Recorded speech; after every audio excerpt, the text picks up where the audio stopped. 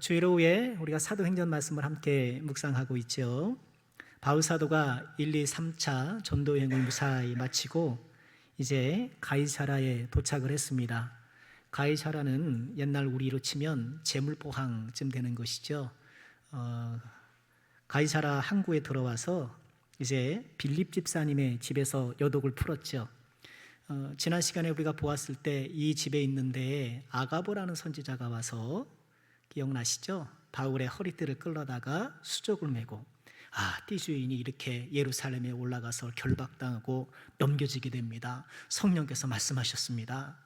그 얘기를 하잖아요. 자, 그런 일이 있은 후에 이제 바울 사도는 사람들이 예루살렘에 올라가는 것을 울며 만류하지만, 그러나 저는 예루살렘으로 갈 것입니다. 그곳에 가서 죽는 한이 있더라도 그곳에 꼭 가겠습니다 하면서 예루살렘을 향해 가지요. 가이사라에서 예루살렘까지는 약 103km 정도 떨어져 있다고 해요. 이제 바울 사도는 예루살렘으로 이동하기 시작했는데요. 자, 어떤 일이 있었는지를 좀 말씀을 통해서 보실까요? 우리가 오늘 읽지는 않았습니다만 17절에 보면 이렇게 전해요. 예루살렘에 이르니 형제들이 이를 기꺼이 영접했다. 아무래도 예루살렘까지 가는 데는 그래도 순조로웠던 모양이에요. 103km를 가야 하니까 100km 정도를 가야 되니까 만만치는 않죠. 부지런히 갔던 것 같아요. 그리고 18절 보면 그 이튿날 아마 누군가의 집에서 하룻밤을 잤을 텐데, 그 누군가는 앞서 16절에 등장을 해요. 나손이라는 사람의 집에 묵었을 것이고요. 이렇게 하룻밤 묵은 후에 우리와 함께 야고보에게로 들어가니 장로들도 다 있더라, 이렇게 전합니다. 여기서 말하는 야고보는 예수님의 동생 야고보예요. 예수님의 제자였던 야고보는 이제 순교를 했고, 이제 예수님의 친동생 야고보가 예루살렘 교회를 이끌어가는 그런 지도자 역할을 잘 감당하고 있었어요. 이제 막 성장하고 있는 예루살렘 교회를 또 슬기롭게 관리하고 있었는데요. 자, 19절에 보면 바울이 무난하고 하나님이 자기의 사역으로 말미암아 이방 가운데서 하신 일을 낱낱이 말했다. 이방 가운데서 선교하면서 있었던 일들을 다 얘기했겠죠. 사도행전 우리가 지난 이야기들을 보면 바울 사도가 2차 전도여행을 마치고도 예루살렘을 잠시 들렸던 것 같아요. 그때 어느 정도 묻고 어느 정도 이야기를 했는지 모르겠지만, 바울 사도는 이제 그로부터 약 한 5년이 지나갔거든요. 적어도 3차 전도여행 중에 있었던 일들을 아마 소상히 얘기했을 거예요. 그럼 3차 전도여행 때 참 많은 일이 있었죠. 특히나 기억나는 게 뭐예요? 에베소 폭동, 그죠?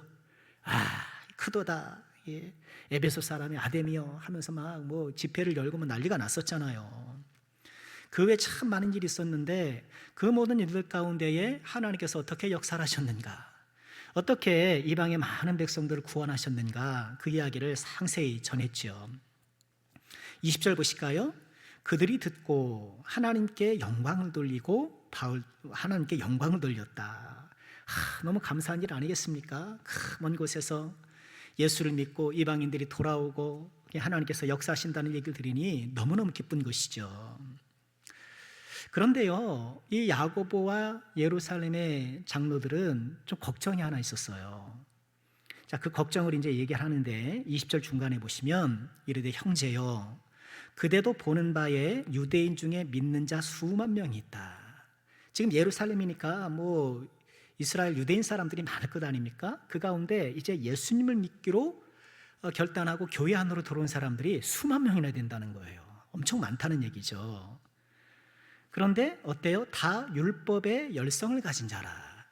자, 이 얘기는 뭐냐 하면요, 내가 유대인으로 태어났어요. 근데 복음을 받아들이고 예수님 믿기로 했어요. 그렇지만 조상적부터 수천 년간 전해 내려오던 그런 율법적인 관습들을 다 떨쳐버리지 못했던 거예요. 아들을 낳으면 8일 만에 뭘 해야 돼요? 할 일을 해야 되고, 음식을 먹을 때도 먹어야 될 음식을, 말아야 될 음식, 이거 어려서부터 교육을 받으면서 자라왔으니까 이제 뭐 돼지고기 같은 건 쳐다도 안 보고 근처도 못 가는 거예요. 예수를 믿었지만 아직은 이런 율법적 정서에 머물러 있는 사람들인 거예요. 이해가 갈 만하죠. 그런데 21절에 보면 내가 바울 당신이 이방에 있는 모든 유대인을 가르치되 모세를 배반하고 아들들에게 할례를 행하지 말고 또 관습을 지키지 말라 한다고 사람들이 들었다는 거예요. 지금 예루살렘의 유대인들은 저기 이방에 돌아다니면서 지금 바울이라는 사람이 참 말도 안 되는 짓을 하고 돌아다니고 있다고 그렇게 생각을 하고 있는 거예요. 모세를 배반했다. 율법 안 지킨다는 것이죠. 할례도 하지 말아라. 관습을 지키지 말아라. 근데 특히 누구에게 그랬다는 거예요? 21절 다시 보시면 모든 유대인을 가르치되, 그러니까 이 로마 사회에 흩어져 있는 유대인들을 쫓아다니면서 그렇게 가르쳤다는 거예요. 그러니까 이방인들한테는 뭐 그렇게는 아니겠지만 유대인들에게 그렇게 가르쳤다는 거예요. 그러니 여러분, 예수님을 안 믿는 유대인들 같으면 어떻겠어요? 당연히 이 바울 이 사람이 가만두면 안 될 인간이야, 그렇게 생각을 했겠죠. 그 사람들은 당연히 그렇게 생각했을 텐데 예수를 믿은 유대인들도 썩 불편했던 거예요. 그게 불편했던 거예요. 아직까지 말씀드린 것처럼 그런 그 관습이 많이 남아 있었기 때문에. 그러나 이것은 오해였죠. 바울 사도는 오직 예수님을 믿어서 구원을 받는다라고 얘기를 했지만 그렇다고 오랫동안 관습적인 유대의 모든 문화를 한꺼번에 다 버리라고 하지는 않았었거든요. 이것은 좀 더 그 신학적으로 아니면 성경학적으로 깊이 연구해야 될 부분이기는 하지만 어디까지 율법적인 것들을 허용했는지는 불명확해요, 성경 볼 때는. 그런데 바울 사도가 기억해 보세요. 디모데를 처음 만난 곳이 루스드라였거든요. 이방 루스드라. 그런데 루스드라에 있는 유대인을 의식해서 디모데에게 뭘 했죠? 할례를 해줬단 말이에요. 할례를. 이런 걸 보아서 바울 사도가 그런 율법적인 정서나 문화 모든 것들을 한꺼번에 다 버리라고 했던 것은 아니었거든요. 그리고 지금 1, 2, 3차 전도여행이 끝나고 예루살렘에 오는 이것도 어떤 절기에 맞춰서 왔나요? 오순절 절기에 맞춰서 오는 거예요. 그리고 기억나세요? 바울 사도가 고린도의 항구 겐그리아에서 뭘 깎았죠? 음식값을 깎았나요? 머리를 깎았잖아요. 저처럼. 지난주에 다 머리를 깎았습니다. 머리 깎았는데, 여러분, 머리를 깎은 게 왜 깎은 겁니까? 바울 사도가 뭐 미용을 위해서? 아니에요. 나실인 서원을 해서 그 서원이 만료된 것을 머리를 깎은 거예요. 나실인 동안은 머리를 기르잖아요. 그래서 나실인 서원 기간이 종료됐다는 것을 머리를 깎고, 그리고 그 머리를 어떻게 해야 되냐면요, 이렇게 잘 모았다가 성전으로 가져가는 거예요. 그래서 나실인 서원이 끝나면은 거기에 합당한 제물을 드리고 그 제단 불에다가 머리를 같이 태우는 거예요. 그것도 좀 이따가 나오긴 하는데, 자, 이런 바울 사도의 일들을 보았을 때에 율법과 정서 또는 율법적 문화 자체를 다 버리라고 한 것이 없었거든요. 그런데 유대인 입장에서 보면 다 그렇게 하는 거예요, 지금. 그죠? 오직 예수를 얘기를 하면서 또 율법에 대한 진정한 의미를 얘기를 하면서 그랬던 거예요. 여러분, 이건 선교 초기 우리 한국 사회를 생각해 보면 돼요. 우리 선교 초기에 우리 대한민국은 어떤 문화였죠? 유교 문화였잖아요. 그래서 예수를 믿어도 이처럼 지금 남녀가 섞여 앉아 있는 것은 지금 말도 안 된다는 거예요. 유교적 문화에서는. 그렇죠? 그게 아무것도 아닌데, 그때 우리 그 믿음의 선배님들이 어떻게 했습니까? 무슨 소리요? 남녀 칠세 그런 소리 하지 마시오. 예수 믿으면 다 자유롭습니다. 그런 거 다 넘어야 됩니다. 그렇게 급진적으로 얘기를 했나요? 급진적으로 주장했나요? 아니에요. 오직 예수 믿고 구원받는 것은 변함은 없지만 여전히 사람들의 마음속에 있는 그런 정서를 인정해줘서 중간에 커튼을 치기도 하고, 교회를 지을 때 차라리 기역자든 니은자도 기역자 똑같네요. 그죠? 기역이나 니은이나. 이렇게 기역자로 교회를 짓는 등 아직 그 정서를 인정해 준 거예요. 진리를 버린 게 아니라, 그렇죠? 진리를 왜곡한 게 아니라 그들의 남아있는 정서를 인정해 준 거예요. 여러분, 그래서 이 정서를 인정해 준다는 것은 굉장히 중요한 거예요.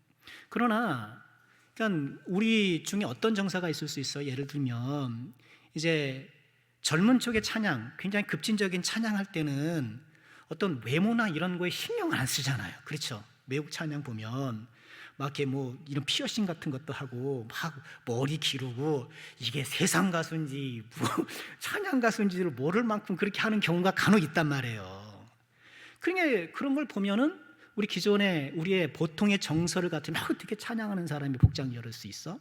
어떻게 찬양하는 사람이 머리가 저렇게 기를 수 있어? 그럴 수 있단 말이에요. 그렇죠? 그러나 우리는 그런 정서를 절대화해서는 안 되고 한편으로는 그런 정서를 또 이해해 줘야 되는 거예요.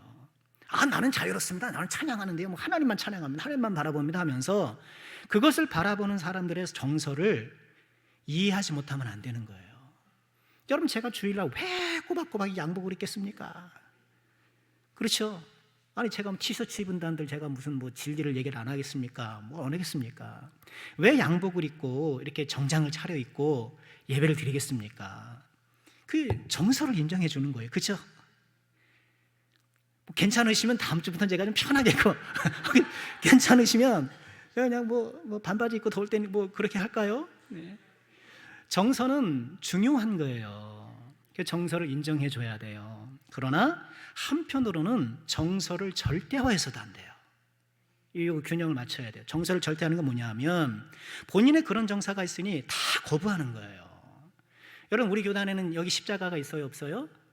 합동측은 십자가를 걸질 않아요. 그러나 통합 측 우리 가까운 교회도 보면 십자가가 있어요, 없어요?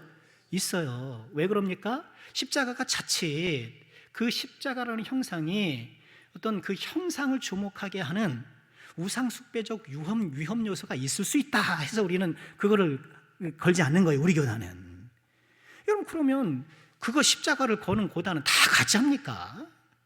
아니잖아요. 그건 다 틀린 겁니까? 어느 교회 딱 갔더니 강단에 십자가 서 이 교회는 가짜. 여러분, 그러면 안 되는 거예요. 정서는 존중되어야 되고 또 정서는 절대화해서는 안 돼요. 예배 때 박수 치는 거, 그죠? 예배 때 박수 치는 거. 어떤 사람은 예배 때 박수 치면 큰일 나는 줄 알아요. 뭐 하나님 은혜 다 강탈해 가는 것처럼, 다 빼앗아 가는 것처럼. 아니, 또 그렇지 않아요. 그런데 또 그런 믿음을 또 존중해 줘야 돼요. 그렇죠? 그런 믿음을 또 그렇게 또 하는 사람은 존중해 줘야 돼. 그러나 본인이 박수를 안 친다고 해서 박수 치는 사람을 정죄하거나 그것을 비난해서는 또 안 되는 거예요. 그건 쳐도 그만, 안 쳐도 그만인 거예요. 아무것도 아닌 거예요. 그렇죠? 믿음의 본질을 지니고 있고 그 주변의 선택적인 요소들은 우리가 거기에 우리의 정서를 절대화하거나 또 이렇게 해서는 안 된다는 거예요. 자, 어쨌든 지금 바울 사도에 대한 오해가 너무 팽배한 거예요. 그러자 이제 야고보와 장로들이 바울 사도에게 이렇게 제안을 해요. 사람들이 그렇게 잔뜩 오해하고 당신을 지금 싫어하고 있으니까 우리 지금 이렇게 해봅시다 하면서 22절에 이렇게 해요. 그러면 어찌할꼬 그들이 피연 그대가 온 것을 들으리니 당신 지금 예루살렘에 온 거는 이제 누군가는 알게 될 텐데 우리가 말하는 이대로 하십시오. 아마 야고보와 장로님들이 미리 다 생각을 하고 있었던 것 같아요. 서원한 네 사람이 우리에게 있으니 이 서원이란 나실인 서원이에요. 나실인 서원이라는 건 뭔가요? 나실인 기간 동안, 그 기간 동안 나는 포도주를 마시지 않겠습니까? 마시지 않겠습니다. 네? 머리를 깎지 않겠습니다. 특별히 그 기간 동안 내가 성결하게 보내겠습니다 하고 다짐하는 그 사람을 나실인, 그 기간을 나실인 기간이라고 부르는 거예요. 예를 들어서 우리 이제 금식 기도를 하잖아요. 내가 열흘 금식하기로 했어요. 그럼 내가 열흘 금식 기도자잖아요. 그죠? 그리고 그 기간은 열흘 금식 기도 기간인데 약간 일반적으로 서원, 이 나실인 서원을 하면 30일 정도 하거든요. 나실인 서원한 사람이 4사람이 있는데 24절 그들을 데리고 함께 결례를 행하고 그들을 위하여 비용을 내어 머리를 깎게 해줘라. 이렇게 제안을 해요. 아까 말씀드린 것처럼 나실인 서원이 끝나면 머리를 깎고 그 머리털을 정해진 제물을 드리면서 제단불에 태워야 되는데 머리를 깎을 때 비용이 들죠. 그래서 얼마죠? 머리 깎을 때 비용이 들고 또 제사를 드리려면 제물을 구입해야 되잖아요. 제물을 구입해야 되니까 비용이 들고 그러니 나실인 서원을 하고 이 나실인 종료 신고를 하면서 결례를 행할 때에 비용이 좀 든단 말이에요. 그래서 그 당시에 이런 결례 비용을 대신 지불하는 것을 참 자비로운 사람, 참 훌륭한 일을 하는 사람, 이런 인식이 있었거든요. 또 그렇게 바울 사도가 비용을 대신 지불해 주면 바울 사도 율법이고 뭐고 다 지금 무시하는 줄 알았는데 알고 보니 그게 아니군. 저렇게 결례 비용도 내는 걸 보니까 아직도 율법을 존중하고 성전을 사랑하는군 이라고 생각할 수 있을 것 아니에요. 그래서 결례 비용을 그렇게 내주는 게 어떻겠느냐 이렇게 제안을 한 거예요.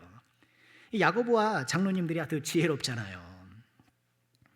대신에 25절에는 뭐라고 얘기하나요? 주를 믿는 이방인에게는, 즉 유대인에게는 그렇지만 주를 믿는 이방인들에게는 우리가 우상제물과 피와 목매어진 것과 음행을 피할 것을 결의하고 편지하였다. 이게 14년 전, 그러니까 사도행전 15장에 나오는 예루살렘 공회의 의결사항이거든요. 그때 어떤 의결을 했나요?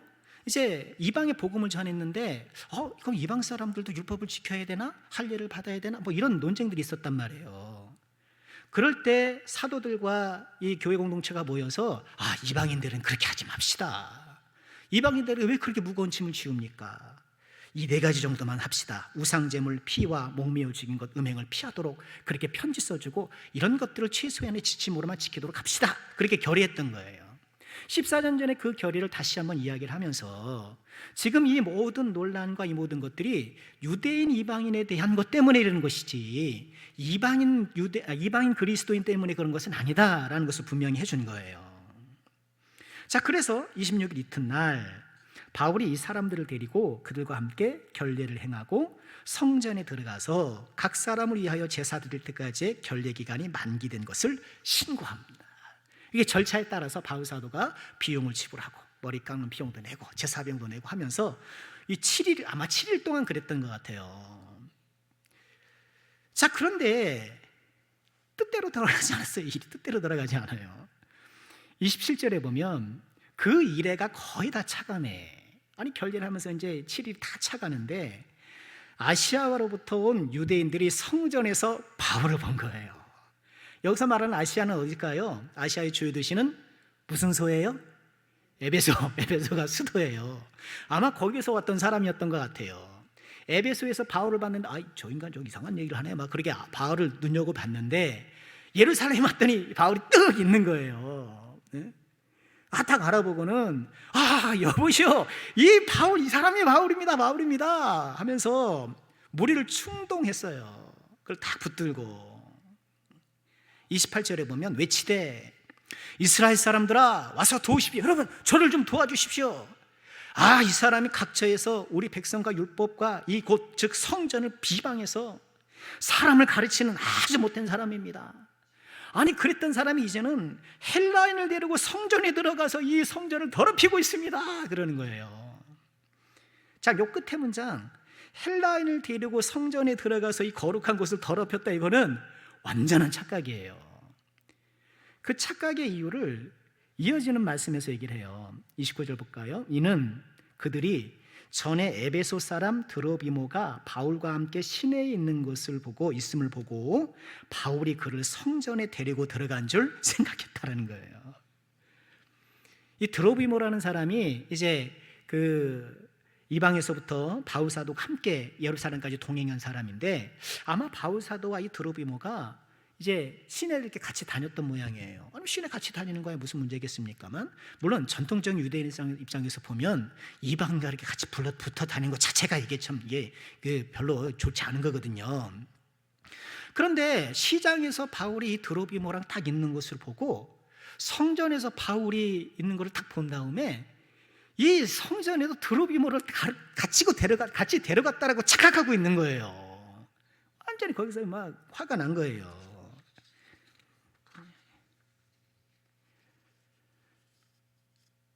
그래서 어때요? 지금 이렇게 사람들을 막 선동해서 이 못된 사람이 돌아다니면서 그렇게 율법을 반대하더니만 이제는 아주 이방 사람을 성전까지 들어와서 지금 아주 성전을 더럽히고 난리 났습니다.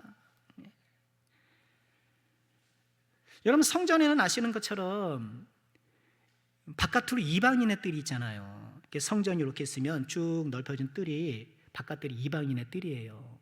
그리고 이방인의 뜰과 성전 사이에 이렇게 1m 좀 되는 담장이 쭉 쳐져 있거든요. 군데군데 통로는 있지만, 그리고 그 담장에는 라틴어와 헬라어로 이렇게 써 있어요.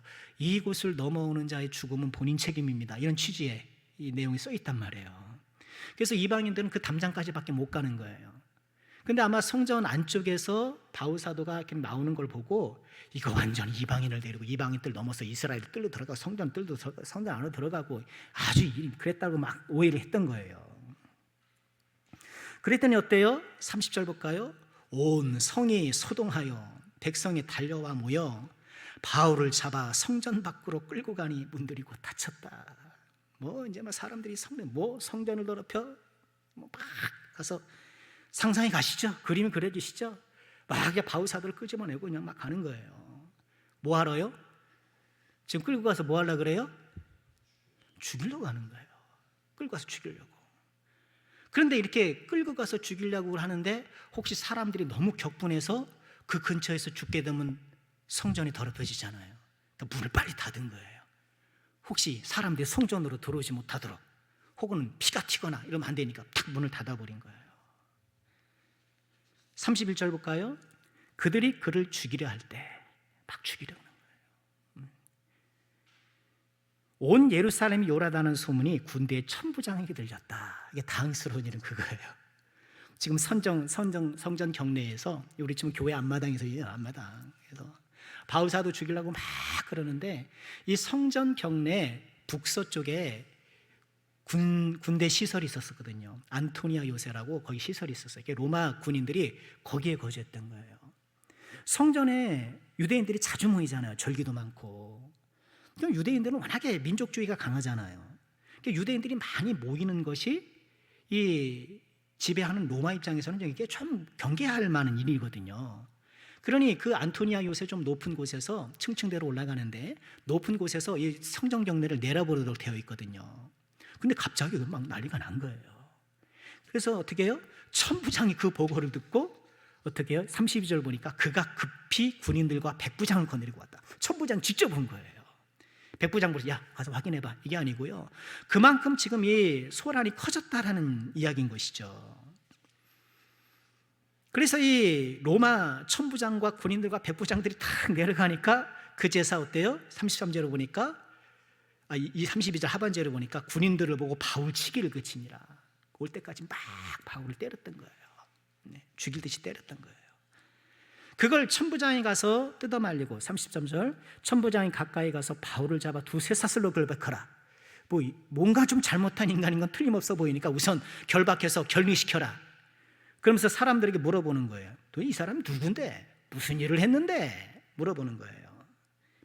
그러자 34절에 보니까 무리 가운데 어떤 이는 이런 말로, 어떤 이는 저런 말로, 이 사람 없었습니다. 이 사람 없었습니다. 그러니까 소리는 치는데 무슨 내용인지 못 알아듣는 거죠.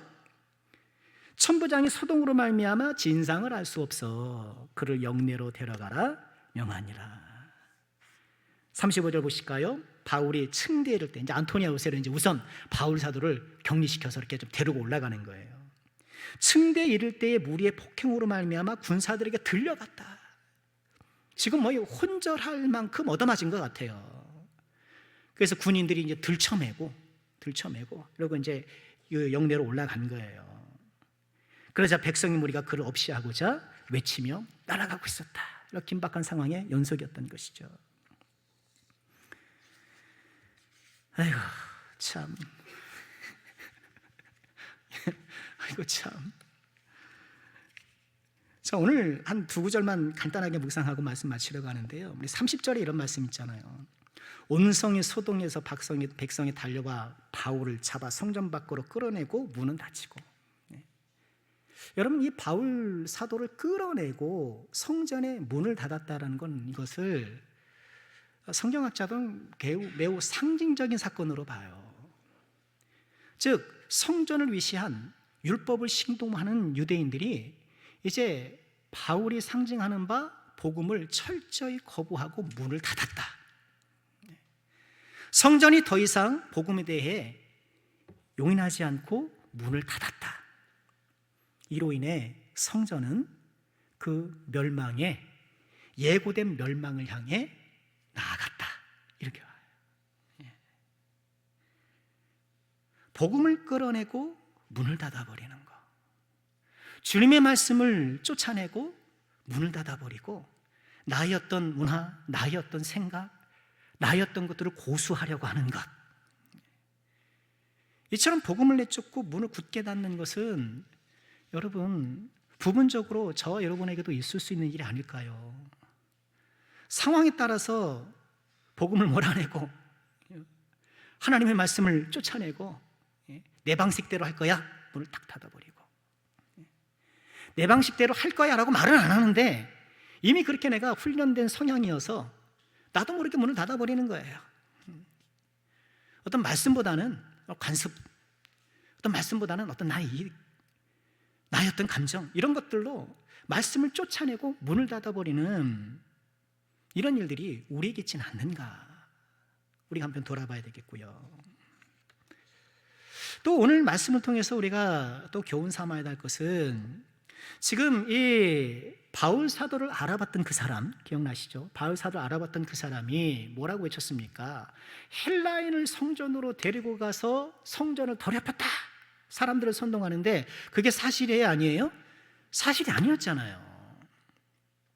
시장에서 이방인과 함께 걸어다니는 걸 보고 그 잔상을 가지고 성전에서 나오는 바울 사도를 딱 보고 이 잔상을 따라 해석한 거죠. 잔상을 따라 해석한 거예요. 본인이 갖고 있던 선입견에 따라 새로운 사건을 해석하고 거기에 따라서 행동한 거예요.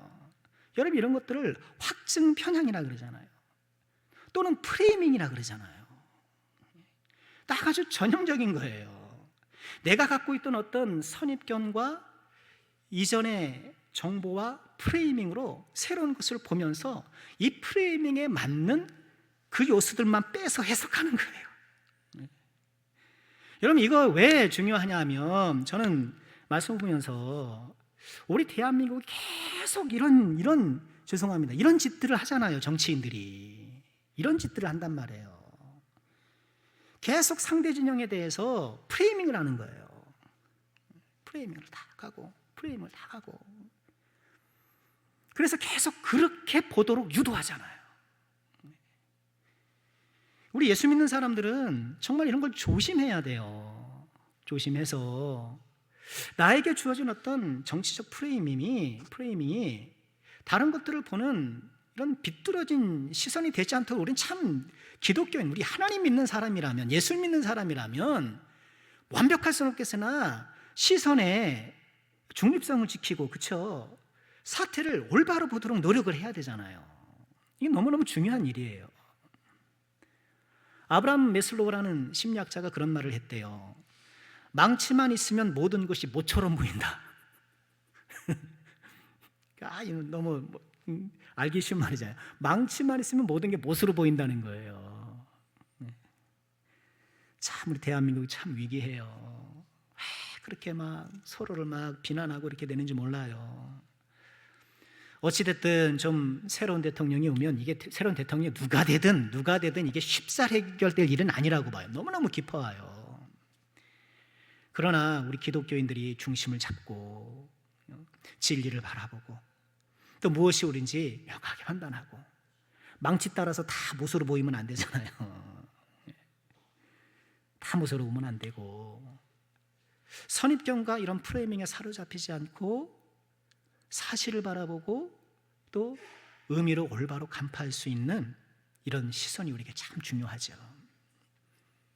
그래서 여러분 보세요. 우리 지금 디도서 말씀 나누신 분들, 디도서에 자주 등장하는 그 자격 요건이 뭐예요? 자주 등장하는 자격 요건. 장로를 세우든, 그죠? 거짓 교사를 경계하든, 아니면 우리 지난 시간에 죄송합니다 참석하지 못하신 분들, 늙은 남자들에 대하여, 늙은 여자들에 대하여, 젊은 여자들에 대하여, 젊은 남자들에 대하여, 기억나시죠? 이 모든 사람들에게 공통적으로 중요하게 제시되는 경건의 영성 가운데 하나가 뭘까요? 신자로 시작하고 중자로 끝나요. 뭐예요? 신중함이란 말이에요. 왜 이렇게 똑같은 말이 반복되나 싶은 거예요. 장로를 세울 때 신중한 사람이어야 한다. 젊은 남자들에게는 신중하라고 해라. 나이 많은 여자들에게도 신중하라고 해라. 젊은 남자들에게 신중하게 하라. 여러 가지 그들을 교훈하는 덕목 가운데 신중이 등장해요. 여러분, 신중이 뭔가요? 신중의 언어적 해석을 보면은요, 생각을 구해서 안전하게 하는 거예요. 생각을 구하는 거예요. 신중은 생각을 안전하게 이동시키는 거. 우리 선입견도 있고, 우리 안에 있는 어떤 프레이밍이 있을 수 있는데, 이게 거기서 벗어나서 내 생각을 건져내고 생각을 안전한 곳에 위치시키는 것이 신중이에요. 여러분, 우리 21세기 지금 이 대한민국에 이런 영성이 꼭 필요하지 않을까요? 꼭 필요해요. 혼란한 대한민국 가운데 우리 예수 믿는 사람들이 중심을 딱 잡아서 온 사람들을 하나로 좀 연합시키고 복음과 진리로 봉합시키고 사랑으로 하나게 하고, 여러분, 그 일을 우리 그리스도인이 아니면 누가 하겠어요? 우리 예수 믿는 사람이 아니면 누가 이 나라를 구하겠어요? 자, 말씀 마치겠습니다. 바울 사도가 매를 맞으며 끌려가는 장면을 통해서 우리가 두 가지를 묵상해 보았는데요. 나는 복음을 쫓아내고 말씀을 내쫓고 문을 닫지는 않았는가? 또 나 역시 바울 사도를 오해해서 막 사람들을 선동한 것처럼 오해한 어떤 나의 잘못된 선입견과 이런 프레이밍에 내가 혹여나 사로잡혀 있지는 않는가? 우리가 돌아보면서요, 우리 예수 믿는 사람처럼 우리가 맑고 건전하게 신중한 하나님의 백성이 되어서 이 시대의 좋은 중심이 되고 이 시대를 또 모든 사람들을 선하게 선도하는 그런 역할을 잘 감당하시길 바랍니다.